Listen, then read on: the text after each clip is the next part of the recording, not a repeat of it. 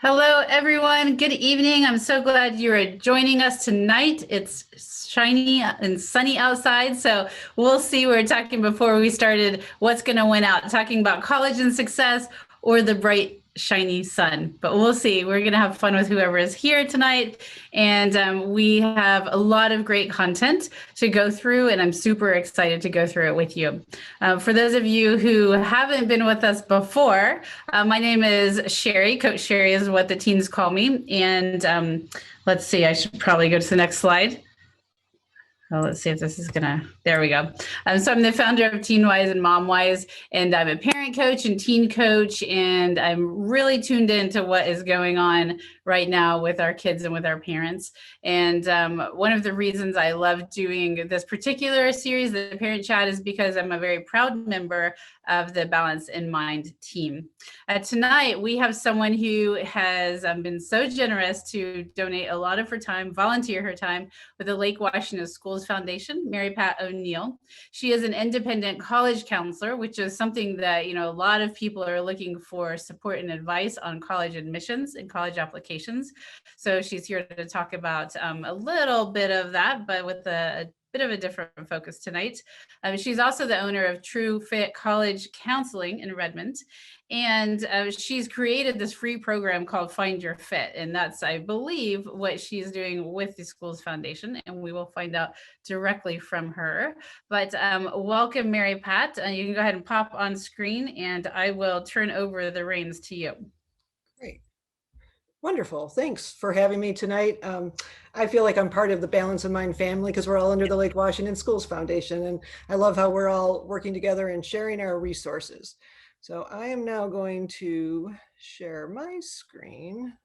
While you're doing that, Mary Pat, I just want to remind everybody that you can feel free to ask questions as we go. The best way to do it is to, if you hover down near the bottom, a little Q&A boxes down there. And if you put it there, then we'll be able to keep track of the questions.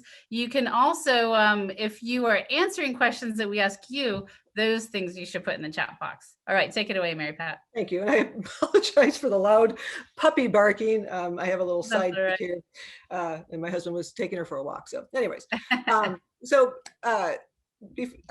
before I start the presentation, and I do always want parents to understand, I'm not a mental health counselor. I'm a parent myself. I have 2 adult children. I work with a lot of teens through my college counseling practice and with Find Your Fit. And I had something happen to me about a month ago, and I thought I need to share the story because I kind of think it sets the stage for the message for tonight. So about a month ago, I was asked to be part of a panel at one of the high schools, a college counseling panel, and there were 3 of us. And so in preparation, we were given the questions, and and I was prepared. And the very first one said, "Introduce yourself and give a fun fact." And I thought, okay, so I was all set. And so we start, and the moderator said, "Well, who'd like to go first?" And I said, "Well, I'll go first." So I gave a quick introduction of myself, and my fun fact was, as you just heard, I have a puppy. And that, it was like having a baby all over again. So then it goes on to the next college counselor. And I was really glad it was done on Teams because, on Teams, if you're not speaking, you're just an initial, because I think I was probably making a face behind mine. But the second college counselor's fun fact was the fact that her daughter went to Stanford. The third college counselor's fun fact was that her son went to Northwestern for engineering. And I almost said, "Excuse me, it wasn't let's brag about our kids," because I could certainly brag about my kids too. It was the fun fact. Yeah. And so I think that it's just kind of like what's going on. It's just, I think sometimes we, as parents, we define our success by our children, and our children hear that, and it just kind of sets some difficult things in motion. So, Mary Pat, there's a term for that. It's called child contingent self-esteem. Oh, I did not know that. My problem that I was worried about, where I cannot get my screen, my PowerPoint to share. Yeah. Maybe talk for a minute, Sherry, while I figure this out. I apologize. Not a problem. It was working. Yeah. It worked earlier. But All right, here, so let me know when you want to pop back in, because I definitely have something to say as a follow-up for what you were talking okay, about. so will it distract you as I play with my screen? No, not at all. Okay, Nope. okay, you talk. So tonight, as we said, Mary Pat's a college counselor, but tonight we're going to be talking about this from the perspective of success, like how we define success, because we do, a lot of us as parents, first of all, define our success as parents and what colleges our kids get into or how they're achieving. So that's one reason I thought, and our team thought that this would be a really good topic to talk about. But also we're going to be talking about our kids and how they need to understand that there's not just one path to success, which is what a lot of them are getting. Absolutely. Yeah. Absolutely. Okay. So what do you think? Is it coming on? I don't know here. In worst case, I'll do it like this. I had to do this earlier today. We'll just do it like this. It doesn't matter. It's not as pretty. It's not as pretty, but we can do this. Okay. So as as we all know, we live in a very achieving area. There's lots of technology, lots of smart parents with smart kids. We're in a wonderful school district here. There's lots of wonderful schools, and the students, they just feel this pressure to succeed. I used to make the joke of how you couldn't go to the grocery store without somebody stopping, especially if you have like a junior or a senior. It's like, oh, well, where's your child going to school? What's their SAT score? What's their ACT score? Blah blah blah. And whether or not we realize that our kids hear all of this and they feel that all of this type of stuff defines them. And again, we all know logically that it doesn't define them. It doesn't define us, but everybody, we just all seem to get caught up into it. And how students feel that their success is measured, it's by grades. And, again, it's like these, I feel so bad sometimes when I'm talking to students who have a 3.3, 3.4 GPA, which is actually a good GPA. It's a B plus, but it's not, oh, you're not going to get into UW Seattle if that's your GPA. And so they feel that pressure for grades, rigor. Oh, how many, and the kids do this to each other, because they tell me, oh, well, Mary Pat, my friend said they were going to take 3 AP classes. So I decided I'm going to take 4, or I'm going to take 5. And I always say, please don't do that. It's very unhealthy. It's very imbalanced.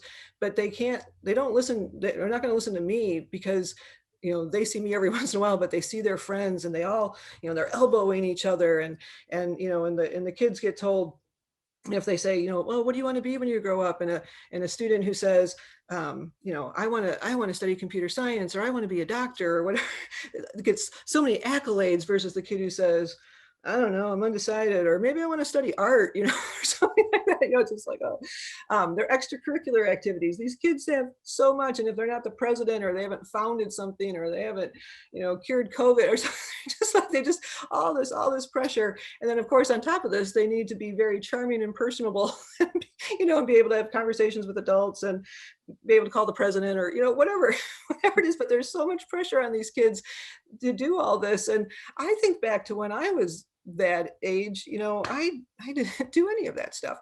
And the problem with this pressure is that it causes a lack of sleep. It leads to cheating because they feel this pressure. They've done surveys and there's a very, very high percentage of students who say that they cheat, and it continues in college.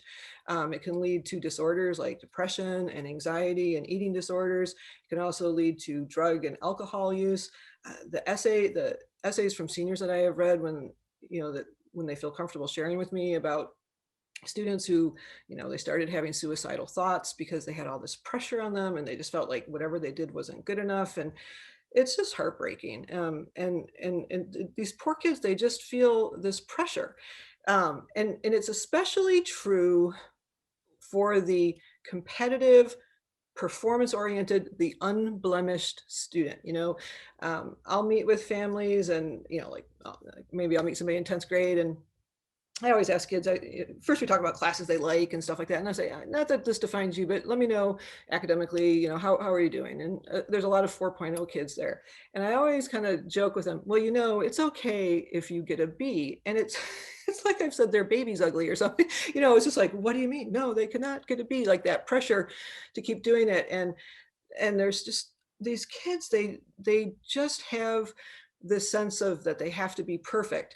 And this pressure to succeed can make a teen feel that their parents' love is conditional. And the parents, please don't say that I'm saying your love is conditional. That's not what I'm saying. But the students perceive it, that if they're anything less than perfect, my parents aren't going to love me. And it's really interesting. Parental approval. And both of my parents are deceased, but up until the day they died, and I was, in my 50s, I certainly wanted my mom and dad's approval. Like, that's so important. And I always tell parents that your approval is so important. They're like, no, my kid. And I'm like, no. They might have given up on trying to get it, but kids want their parents' approval. But all this pressure leads to crippling perfectionism. All right, that they are so afraid of doing anything wrong. And what it does is the students become unable to receive feedback. And where I see that at, surprisingly, is in the essay process with students. So when I work with students, and they're right there, it says I review them and I give them feedback of how they can make them better. And again, this isn't every student, but I've noticed a trend, and it's the 4.0 student who, is perfect at everything, always the leader of everything, has a very full plate, just very tense and anxious. And when I give them feedback on, like, here, you can do this, you can do this, they shut down and I will never hear from them. And I think and again, I don't take it personally. Again, that's their right if they don't want to take my feedback. But it makes me sad, though, too, because how we learn is through making mistakes and failures. And not that writing an essay that needs an improvement is a failure, but I constantly tell students, like, don't be afraid to try things. And if it goes wrong or it blows up or it's just a bomb of some sort, that's okay. Like, it's how do you sit down and reapproach it and try it from a different standpoint. And I'll share with them, different stories of students that I've worked with who now, are held up like, well, this is, a kid who's really achieved a lot, maybe got into those type of schools.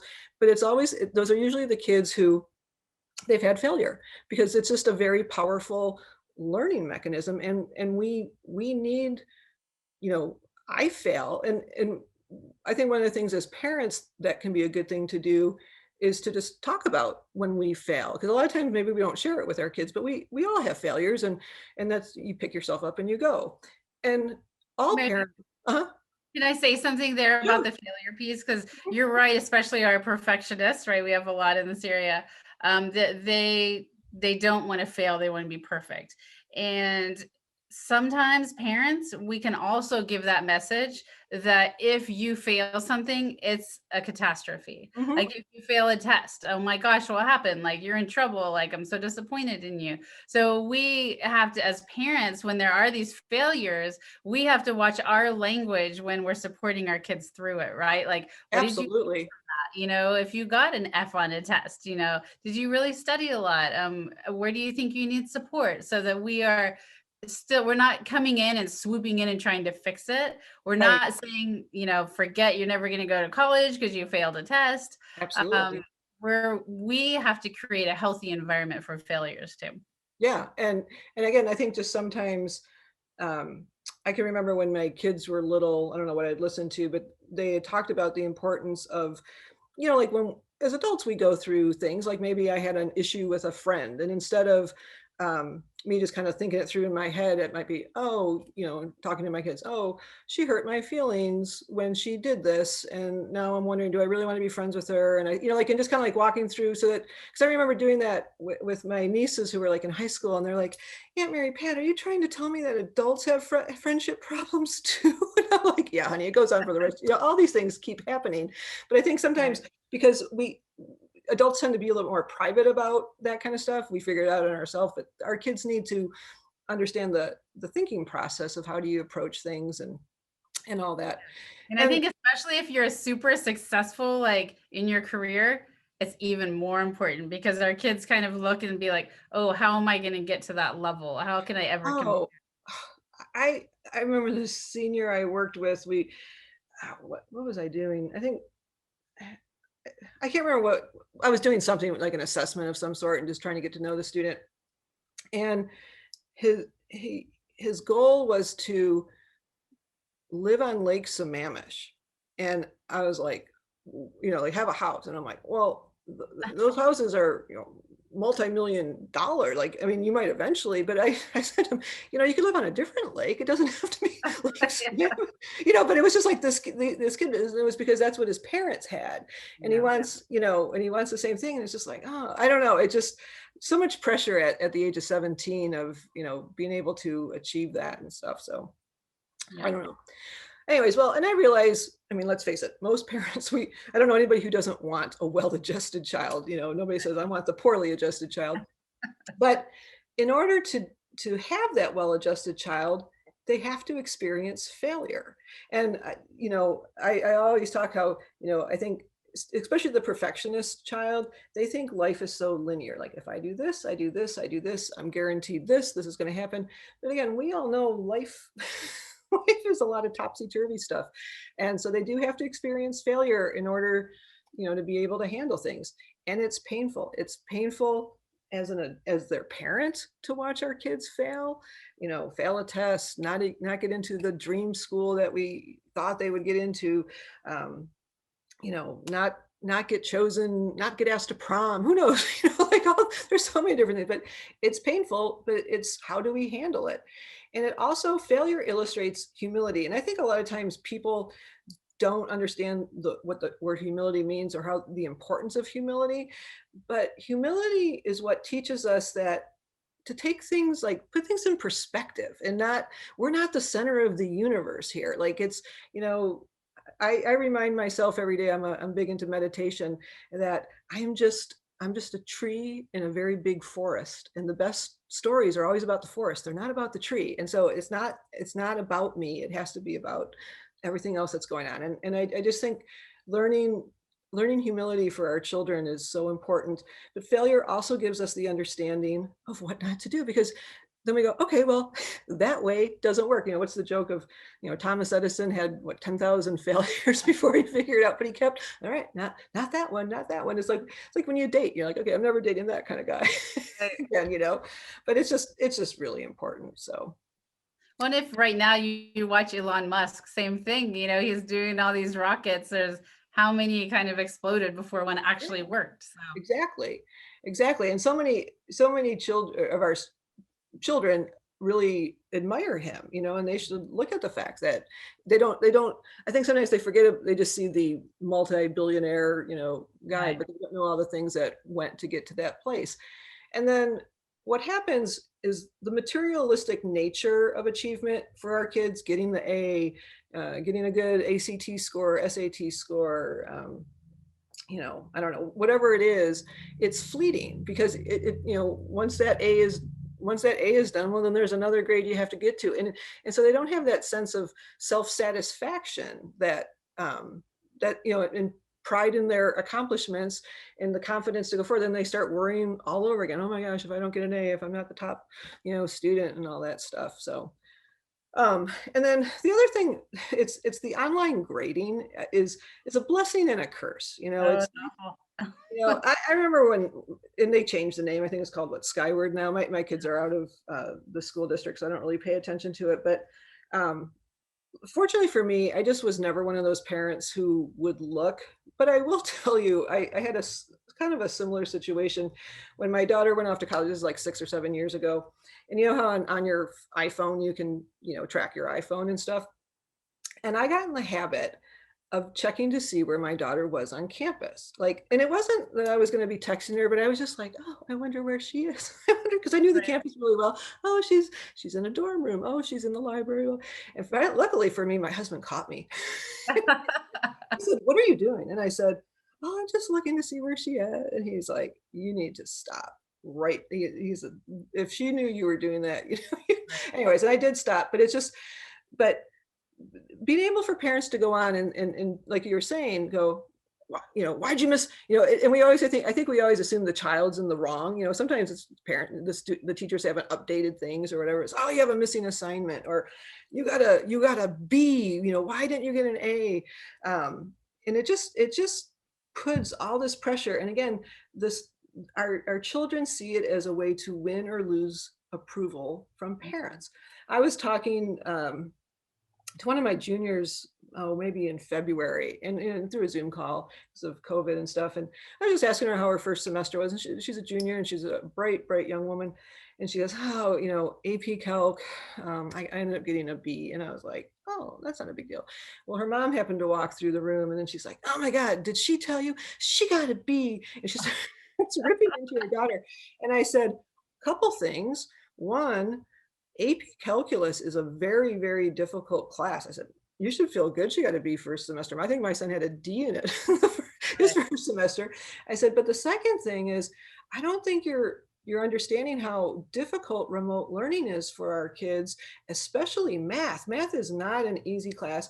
And she kind of backed up, and I told the girl, I said, anytime you need me to go to bat for you, let me know. And I told all my students that. It's like, and again, it's not like the mom was trying to be mean, but it's just like, like, oh my God, you gotta be. And you could just see it in the poor girl's expression, like, oh, like she's heard it more. This is not the first time she's heard about it. Right. So, anyways. And then again, we have some parents who take credit for their children's accomplishments too. It's like, we scored a 5 on the, we got a 1500 on the SAT. We got into UW Honors College, type thing, whatever it is. And it's not we, again, I'm proud of my kids too, but it's not me. It's not me who's doing the hard work. They're doing the hard work. And I just think, again, it's just, it's hard, because what happens is when a student can't take possession of their own accomplishments, like it's theirs, that they've owned it, it makes it difficult to cultivate opinions or interests that are different from their parents. And kids have to do that. They have to be able to separate. And I oftentimes will tell students, like if they're interested, let's say it's computer science or engineering, and there's a lot of parents that I work with who that's their career. And I always have to make a point of telling them, you are the last person your child should talk to. And it's not a criticism of you. It's just, they need to talk to somebody who's not their parent. And because children are more likely to listen to that other person than they would be to their own parent, because, teens are meant to separate and be autonomous. That's how they grow up to be successful adults, is by being able to separate. So okay, let me step in, Mary Pat, on that one. This is pretty much all I have at this point. So. Okay, I want to talk about that about being autonomous and separating from parents, because while this seems obvious, what is happening on college campuses is the kids still haven't separated. Mm-hmm. We're seeing it, of course, this year, because a lot of kids are actually doing college from home, and their parents are on top of them about homework and their grades and that. But, when they hit college, if the parents have been so involved, especially if we're talking academics and all the rest of their life, but they're almost lost. But there's many parents who still don't disconnect when their kids get to college, and they are not, like you're talking about, tracking. I mean, that's one piece of it, right? But like registering them for their classes, figuring out what classes they need to take. If there's a problem with housing, the parents step in and figure that out. So yeah, or they call, or they email the professor and say, how dare you give my child my child's sick, they can't come to class. Yes. And then there's I've heard a story, I think it's actually real, where the mom called their supervisor when they got a job at one of the big tech industries here, and said, why did you give my son this review? So, at some point you have to cut the cord. And right now, like middle school and high school is when you are continuing to let that leash out, so to speak, giving them more independence and autonomy. Well, and I remember years ago, I remember walking with one of my friends, and I think my daughter was in middle school, and I can't remember what the story was, but I was letting her fail, which is very difficult as a parent. It is so hard just to be like, you're just going to have to fail at this. And my friend, whose daughter was a junior, she said, you're so smart to have her fail in middle school, because it doesn't count on your college, application at all. And she said, I've never let my daughter fail, and if I do it now, I worry she's not going to get into college. So I just have to continue. And and again, failures, they don't have to, maybe you don't have to set up for failure with a final exam, but maybe it's turning in something late and then, having them talk to the teacher to figure out if it can be redone. But again, it's the team, they need to learn how to do these things. Even if it means role playing and practicing with them on how they do it and stuff. But because when they go off to college, in theory, the parents should not be involved in any case at that point. So. Right. Very true. All right. So I have lots of questions, but I know your next slide is what can we do? Yeah, just kind of talking about like what can we do? Yeah. Okay. What can we do? What can we do differently? I think is Yeah. kind of, right. Yeah. And part of it is,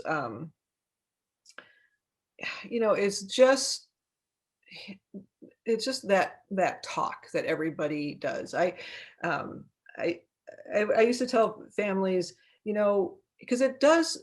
This is the thing I miss about being in person, because when I would meet with families, I would keep an eye on the student when I said this. I'd be like, when the kids hear all this talk about their grades and stuff like that, it stresses them out, and I usually get a little yes, like I can tell the kids like, and because the thing I always tell parents is when teens are with their parents, they will say what the parent wants to hear, and it's because life is easier if you say what mom and dad want to hear. It doesn't mean that they're going to necessarily do what you want them to do, but they're going to say the words, which is why I like meeting one-on-one with kids, because then they'll usually talk to me and tell me what they really want.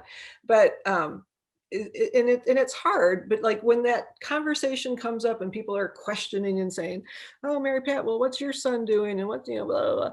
It's just saying, my child has let us know that this really causes them stress and anxiety. And so we've decided we're not talking about it. And, he's great. And let's just move on and talk about something else. And that's really hard to do. I was at Costco a couple years ago, just in line, and some mom comes up to me and she's like, "Hey, did your kids go to Elcott?" And you have to remember, so my kids are 25 and 23. This was a long time ago. I did not know who this woman was. But I'm like, yeah, they did. And so we kind of figured out her son was in between both my kids. But anyway, she starts launching into the whole thing of my kid is better than your kid. Like, well, he's done this and then this. And again, I consider myself a professional more. So now this time I just smiled and said, "Oh, that's great." I didn't debate with her about, well, my kid's done this and my, but it's so hard not to get caught up in that. But none of us are defined by what our kids do. Just the same as parents whose kids, do get a D. And, I work with kids who get Ds. They still go to college if that's their choice, just like there's kids who get all A's and they don't want to go to college. There's more than one path. That's for sure. Yeah. And I think like this whole thing, we've talked a couple times about this, is how we as parents define ourselves. And, it actually does filter down to our kids, because when I ask a new client, how are you doing? One of the first ways they always answer me is how their grades are, Yeah. how they're doing in school. And I just nod, and whether they're telling me A's or D's, I'm kind of like, but how are you doing? And it's just so ingrained in our kids right now, especially where we live, that grades are like your major, like defining point. Yeah. Remember, it's grades, it's rigor, it's extracurricular activities, and then you have to have that stellar personality.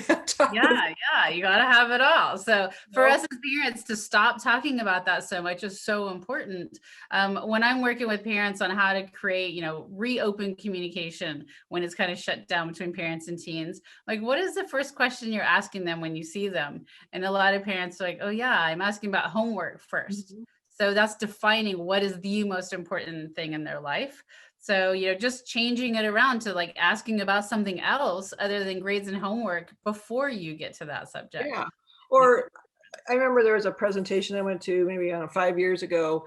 Can't remember who the speaker was. She was a psychologist, but it was like a pie. And she said, so many parents put all the emphasis on the slice of pie that's the academics, and there's other pieces of the pie in there, and that's why, again, when kids will talk to me about, okay, I'm going to take 5 AP classes, I'm like, oh no, you have to have balance. You need to sleep, you need to have fun with your friends, you need to lay on the floor with your cat, and or watch you need to bake cookies, and I don't know, it's just there's just so many other things that they need to do instead of putting all this attention in these kids. They stay up. I ask them, how much sleep do you get? And a lot of them, they're just staying up and up and up.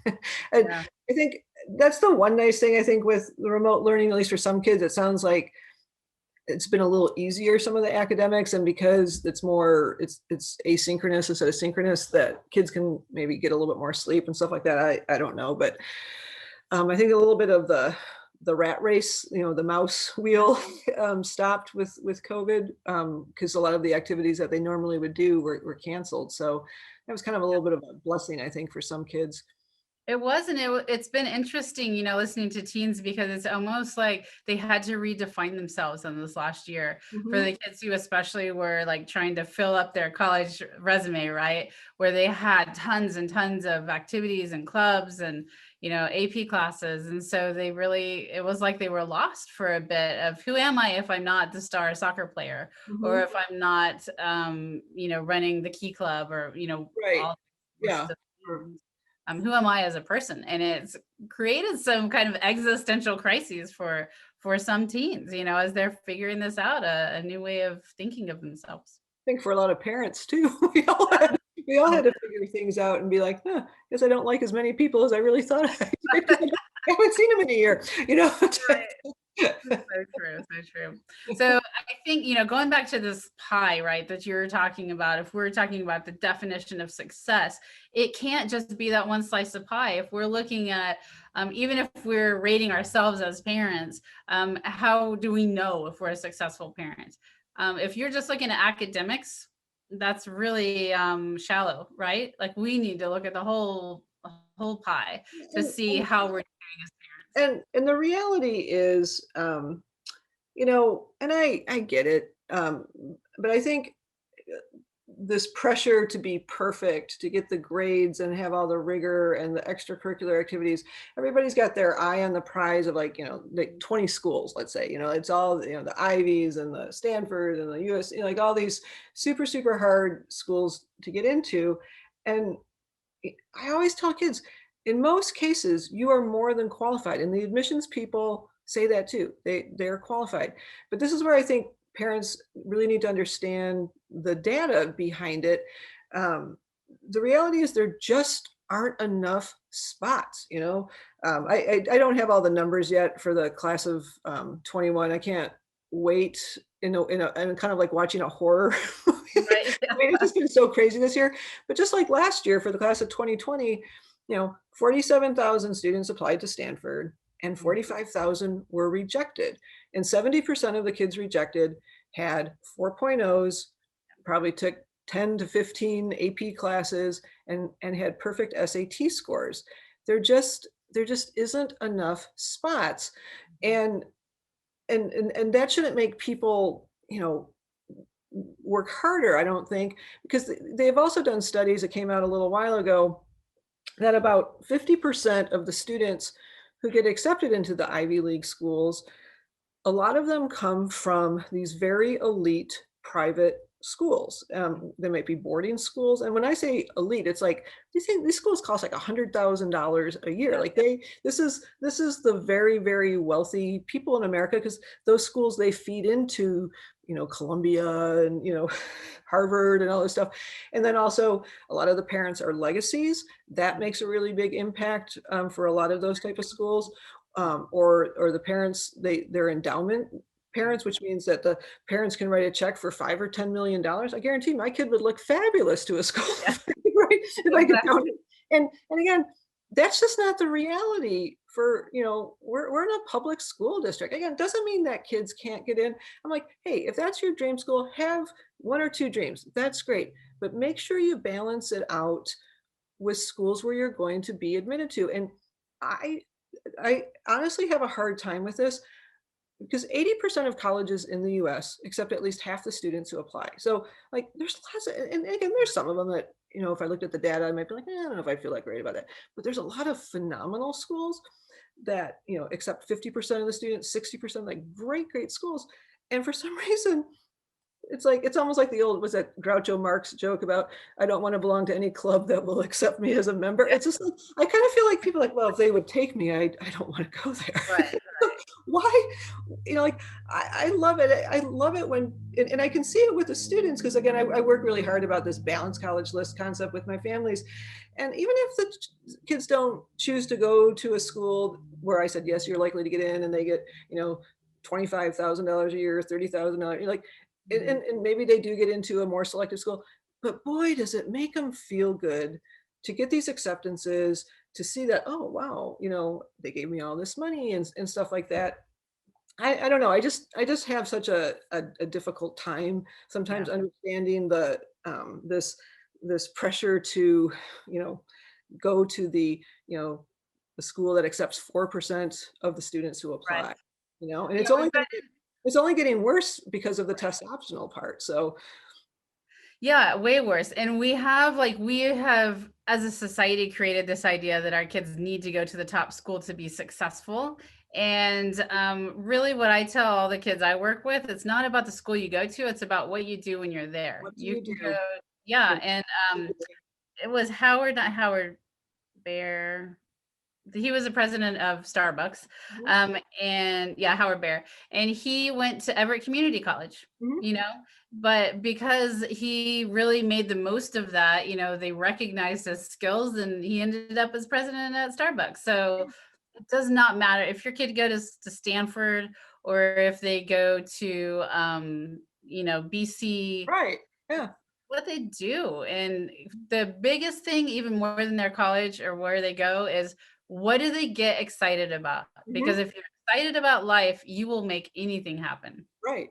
Well, and it's funny, a lot of times kids, they try to compare themselves, or they do what their friends do and stuff like that. And COVID has certainly made an impact, but I've told kids, I'm like, listen, don't be using COVID as an excuse as to why you haven't done anything, because there's different ways of doing things. And I said, and I have some students who have knocked it out of the park because they just were like, okay, let's do things differently.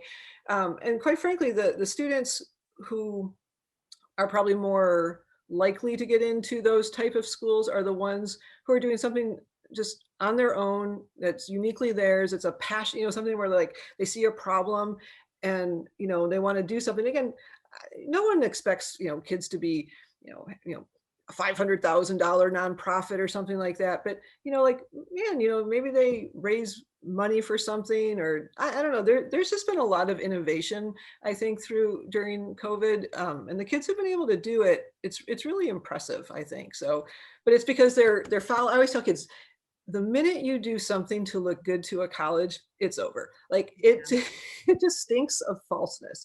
Um, but when the students follow their own natural curiosity and their own authenticity, that's what shows to a college, and that's what colleges get excited about. Any college, they Mhm. want that. So It's so true. So true. Okay, we're talking a lot about college, which is natural because you're a college counselor and it's natural. I have a senior, and Bonnie, who's our Balance in Mind team member here, has two seniors. So it's top of mind for us. But we all know that there is a path to success that college is not in. So I think we should probably talk a little bit about that because it's something that I think a lot of parents are scared of if their kids aren't interested in college or just it's not in the cards, they just don't want to do it. So let's talk about that, Mary Pat. okay, that is something I make a point of saying at every single. I say it at my Find Your Fit presentations, and I say it at my with private clients. There is more than one path, and I remember, a couple of years ago, I I met a mom and her son. He'd gone to Interlake over in Bellevue, and which is an IB, and he'd done the IB program, and he did really well in the ACT.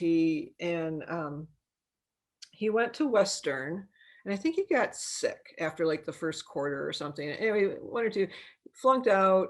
Tried to go to Bellevue, flunked out, and she asked if I could talk to him. And he was a super bright kid, but the problem, and I've met kids like this before, there are some students who I do these assessments on kids, and they're based on Holland's theory of career development. And one of the areas is conventional, which is rule following, structure, and organization. And some students have zero interest and very low skill. It's just not something that interests them. They don't like being told what to do. And so sometimes kids like this, it has nothing to do with intelligence, but the thought of sitting in a college, going to college, taking a history class, taking an English class, taking a philosophy, something that doesn't interest them, they have absolutely no, it just, they just can't take it anymore. There's like, I had to do it for high school because I had to graduate. I just can't take it. And so there are other types of programs like Washington Institute of Technology is a phenomenal school. It's a phenomenal resource here. They've got engineering programs, they've got physical therapy programs, nursing programs, mechanical, doing mechanics for cars, welding, computer science, but they're all hands-on practical stuff. And so some kids really like that. But the student, it was interesting because I said, well, obviously, I can try to help you, but I just don't think school is your thing. And what had happened with him was, I always tell kids to try to talk to people and ask questions when something interests them, because most adults are more than happy to share what they Right. know and how they got to where they are and all that stuff. And his family happened to be having a remodel done at their house, and the electricians were there. And this kid was always smart, and he was watching the electricians, and he said, hey, can I job shadow you? Because that's what I tell kids, like, ask if you can job shadow, And so they're like, yeah, sure, you can job shadow. And they were so impressed with his questioning and watching and stuff that he became an apprentice. And now he's a fully certified, I don't know, whatever you call it, but an electrician. Electricians make a ton of money. Yeah.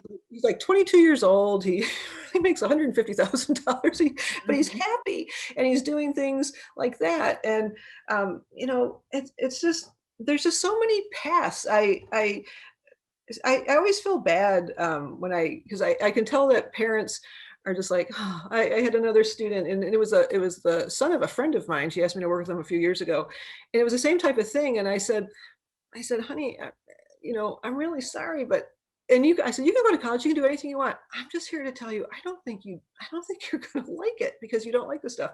And I said, you're somebody who likes to work with your hands a lot. You should, maybe try Habitat for Humanity or do something. And what happened with him is he had the opportunity to go work on his friend's uncle's farm in the summer, and he started tinkering with the diesel trucks. And that was his passion. And he came back, and he's like, and his mom told me, she still thanks me to this day. She goes, it was really hard for us because they're both educated, college educated. Their other children are all college educated. And I said, it doesn't mean that he might go back to school and get a business degree because maybe he'll have his own shop.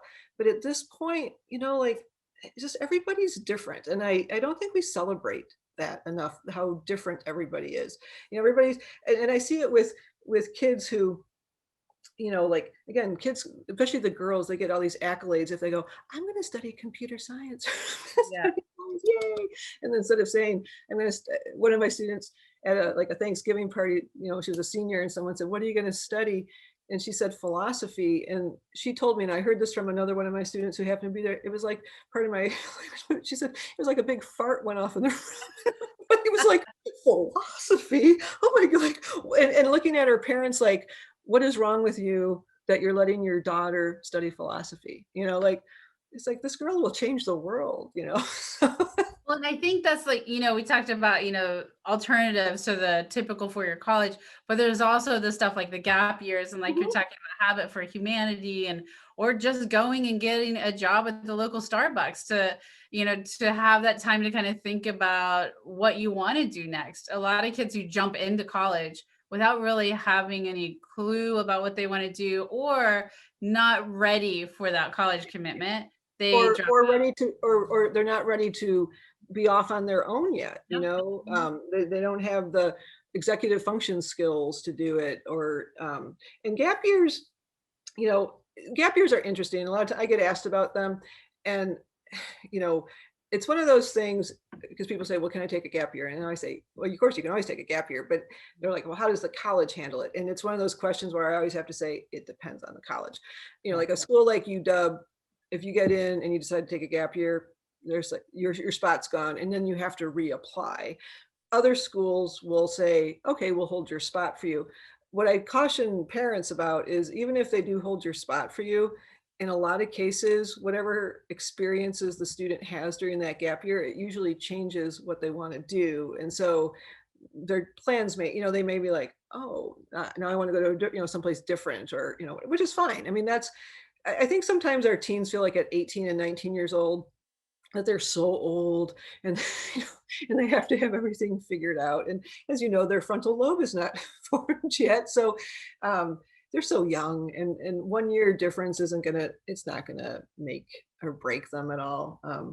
I think a gap year can be a phenomenal thing, or like you said, just getting a job, or if you do a gap year, I think you have to have a plan, not just, laying around the house and watching Netflix or something like that. So, oh, what happened to Sherry?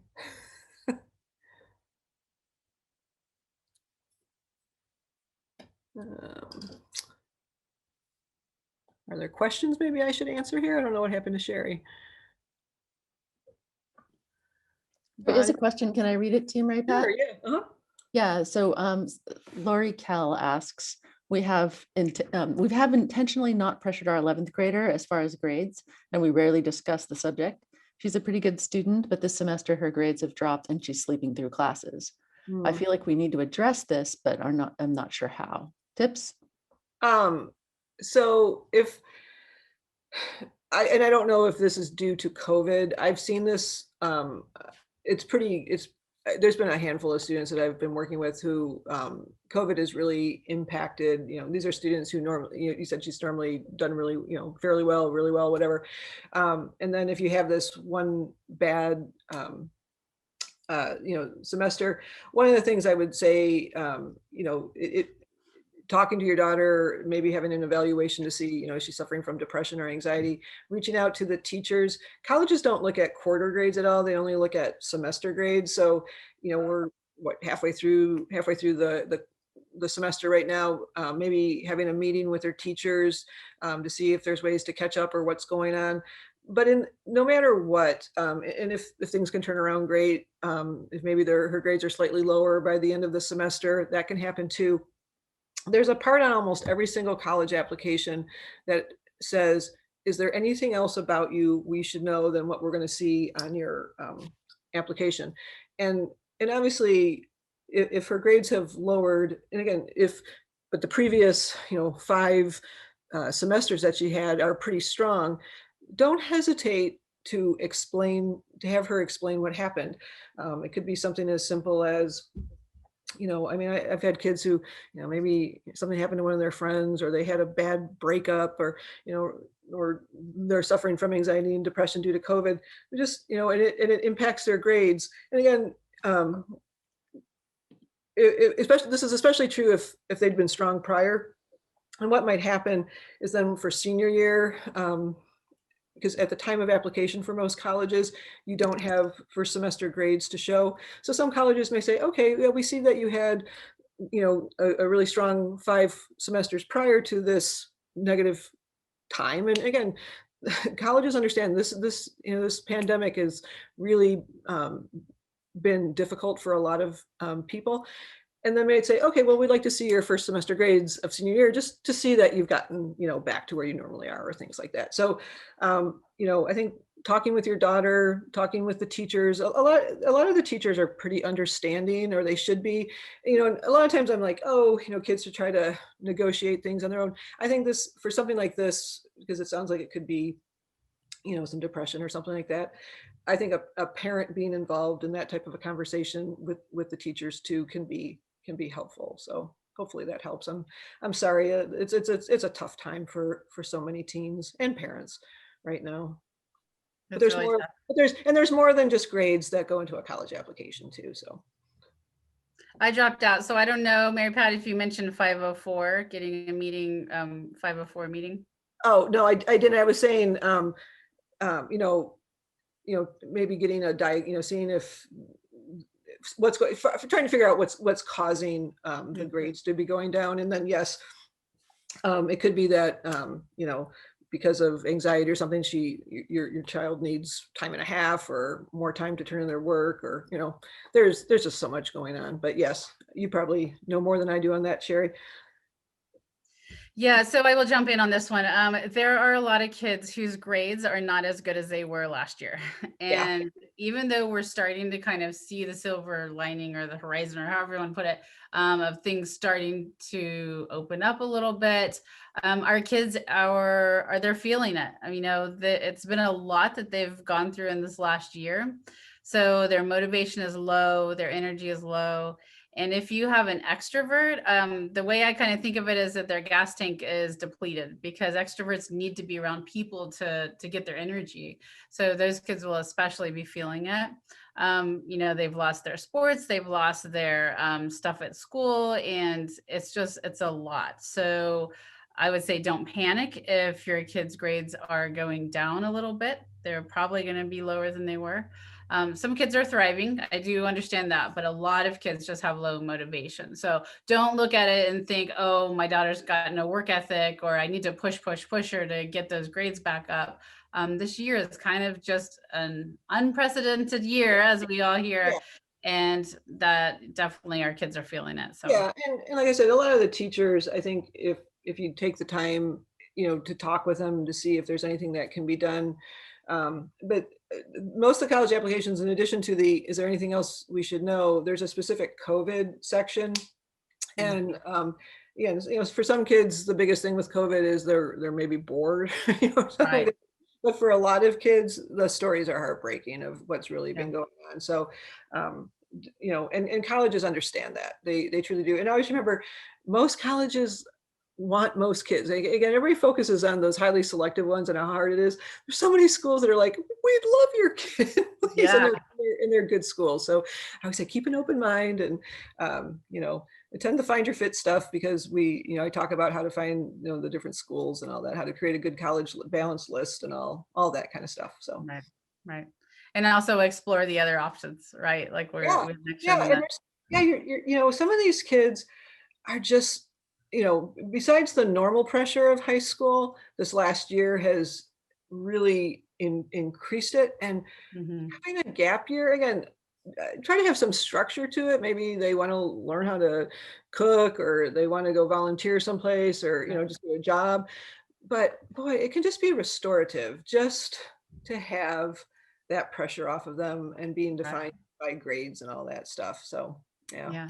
I mean, if they've been a really high achiever, just think about that. They have been training for all these years. So a lot of times if they have that break, then they're ready to go back. They see it more as I get to go to college, instead of, okay, here's the next 4 years again, Well, and So as you said, sometimes with that break, they can discover their true interests. And, instead of being on this, hamster wheel where they think it has to be just X. Right. Yeah. Yeah. I think that's just so key to really, next time you're having a conversation with your kids, to really notice what words you're using. Are you leaving room for them to explore other things other than just, here's your one path to success? And I they think have a that difference of opinion with you too. Like, yes. do not let them, express themselves. And, we don't all have to think the same way. It's interesting to hear other people's opinions and stuff. And again, are we as parents modeling that, or are we just like, oh, this is their belief, and I just don't, I'm just not, I'm going to unfriend them on Facebook because I don't want to hear their point of view. I don't know. We just all need to try to get along.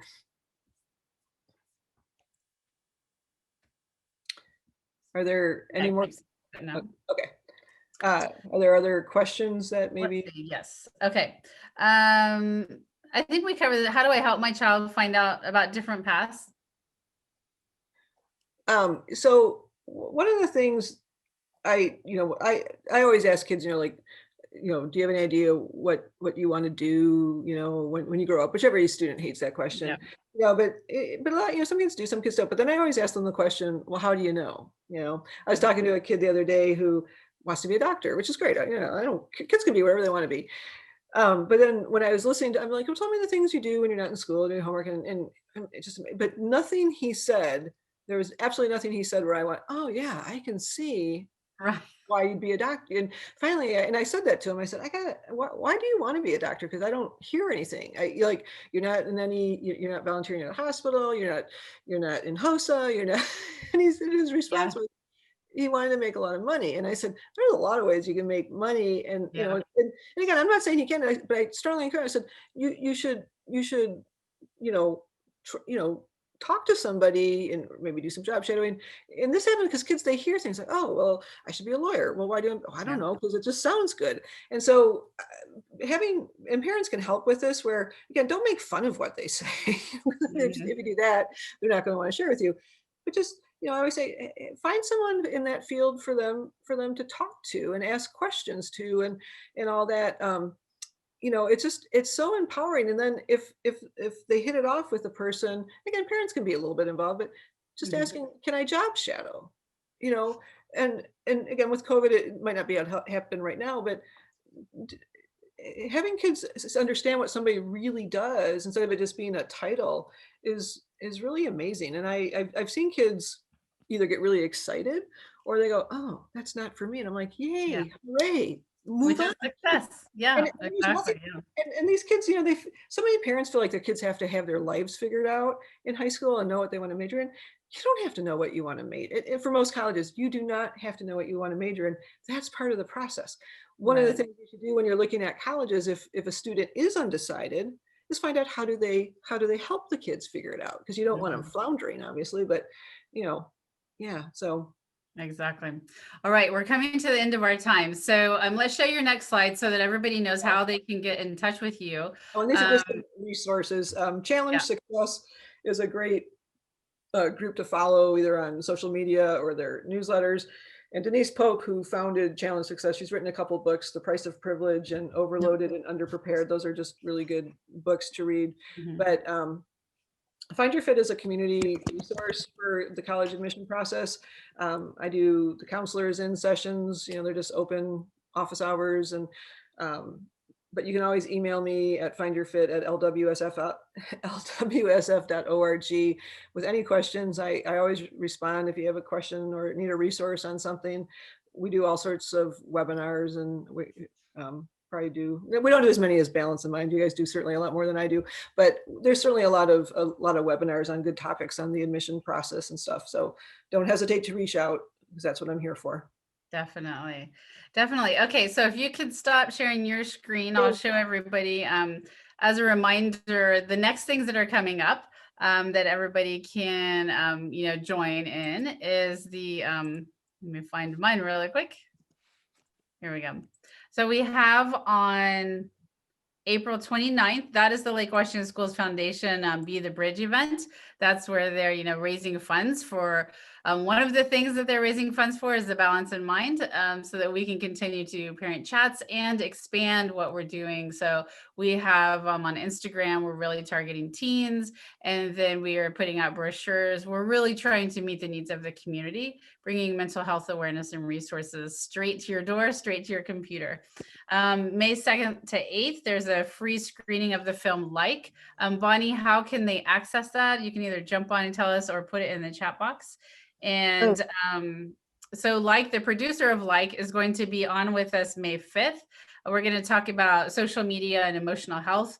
I've done panels with Sheila Andreen before, and we always have a great conversation about it. So I'd love for you to join us for that, and we will, take questions. So, and if you have questions you want to ask us ahead of time to make sure they get in our question queue, you can certainly do that. But if you haven't seen Like, I would look for that free screening, so you'll have even more questions on May 5th when we are having that parent chat.